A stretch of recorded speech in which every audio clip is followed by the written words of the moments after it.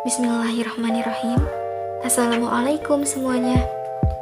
Saat ini kita telah berada di penghujung tahun 2020 yang ternyata pandemi masih belum juga berakhir.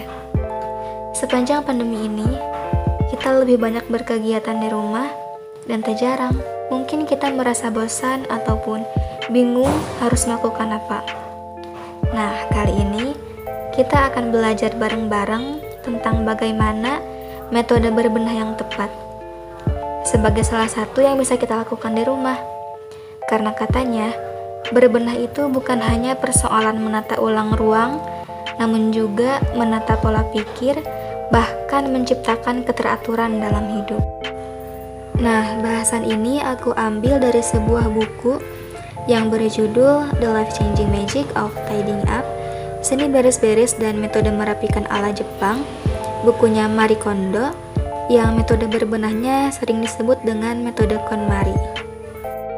Halaman pertama buku ini menyuguhkan sebuah paragraf yang menyebutkan bahwa konsumerisme telah membawa kita pada sebuah zaman berkelebihan, kondisi yang disebut dengan obesitas. Banyak dari kita memiliki barang yang sebetulnya tidak kita butuhkan, dan kita tidak tahu bagaimana menangani, bahkan mungkin menyadari kondisi itu.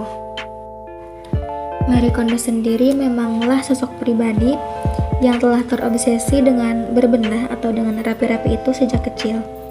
Dengan tekun terus-menerus mempelajari dan mencoba berbagai metode berbenah, hingga siapa sangka yang mungkin tidak terpikir sebelumnya juga oleh kita bahwa ternyata ada seorang pakar konsultan berbenah yang sampai saat ini telah membantu banyak sekali kliennya dengan respon yang menakjubkan.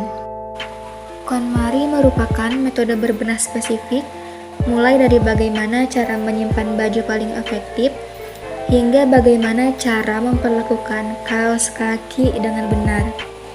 Nah, ini salah satu bahasan paling menarik ketika membaca buku ini, tentang bagaimana seharusnya kita memperlakukan kaos kaki dengan hormat. Jangan pernah menyimpan kaos kaki dengan menggumpalkannya. Ini dinilai perlakuan yang sangat kejam karena tidak membiarkan kaos kaki kita beristirahat dengan baik setelah seharian penuh atau bahkan berhari-hari terperangkap di antara kaki dan sepatu kita, menanggung tekanan yang sangat berat hanya untuk melindungi kaki berharga kita. Iya, tapi kalau dipikir-pikir juga benar juga kan? Mungkin sebuah kaos kaki juga membutuhkan ruang untuk kemudian bernafas dan beristirahat dengan tenang. Nah, jadi buku ini tidak hanya berbicara soal seni beres-beres, tetapi lebih dari itu, buku ini berbicara tentang awareness akan kepemilikan. Bahkan kita diajak untuk merenungkan relasi manusia dengan barang, bagaimana menata ulang dinamika dengan benda mati pada tingkat emosional bahkan spiritual. Kemudian berbenah ini dikatakan sebagai dialog dengan diri sendiri, karena dengan berbenah memang kita banyak berinteraksi dengan barang-barang kita yang mungkin bahkan tidak kita sadari lagi. Ternyata barang ini kok masih sama kita ya. Sehingga dalam bukunya ini disebutkan bahwa dengan berbenah maka berubah pula lah cara pikir dan pendekatan kita terhadap hidup. Dengan membereskan rumah, kita sekaligus membereskan urusan dan masa lalu kita.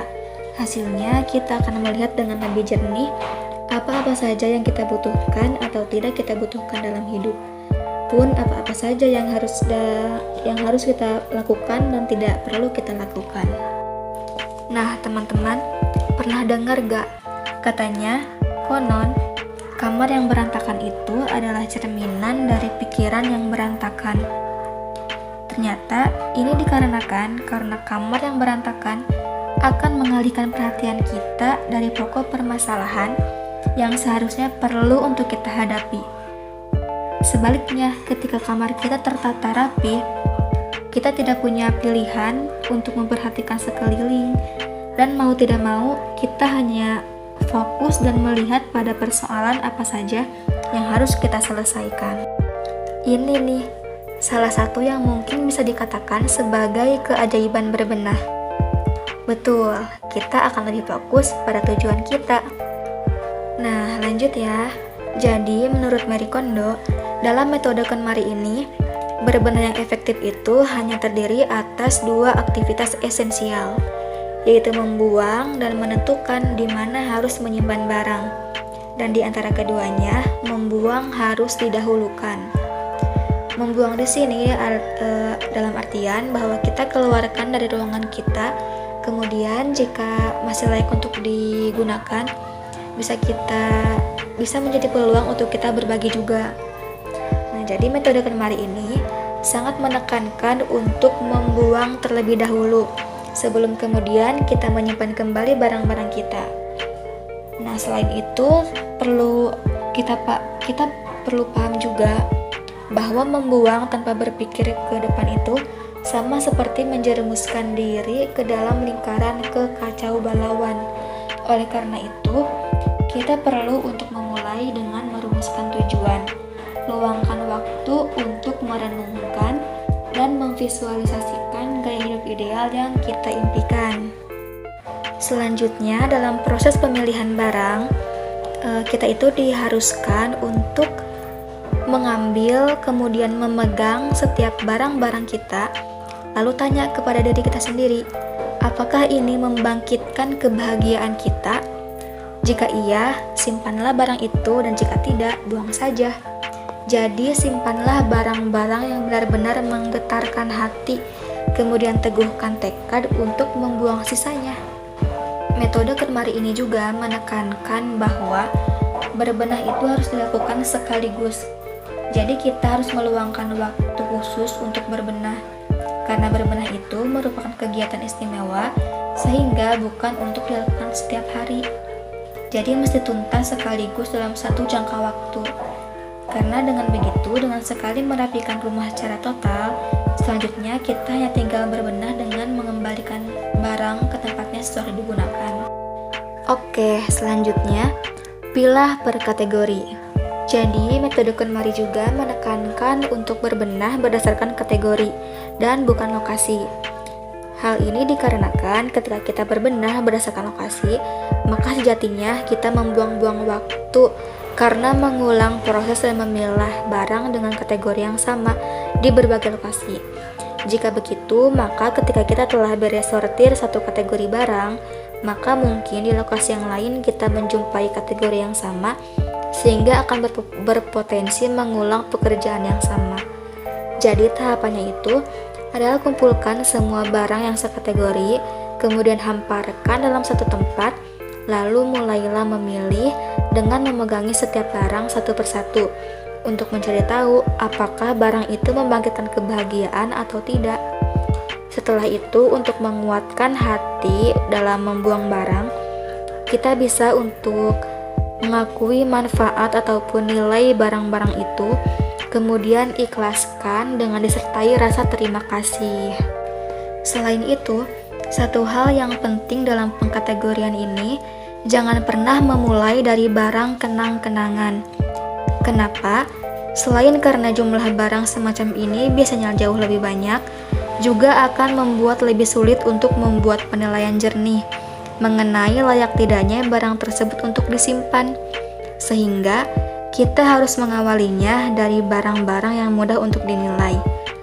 Urutan terbaik yang terbukti paling efektif untuk berbenah itu dimulai dari pakaian, lalu buku, kertas, kemudian komono atau pernak-pernik, dan yang terakhir baru barang kenang-kenangan. Dan teman-teman, dalam memperlakukan barang kenang-kenangan seperti ini juga, kita tidak perlu khawatir untuk membuangnya jika memang ketika kita pegang, dia tidak lagi membangkitkan kebahagiaan kita. Karena kenangan yang sungguh-sungguh berharga takkan pernah sirna sekalipun kita membuang barang-barang yang terkait dengan kenangan tersebut. Sekali lagi, cukup dengan mengakui manfaat dari barang itu, kemudian ikhlaskan dengan disertai rasa terima kasih.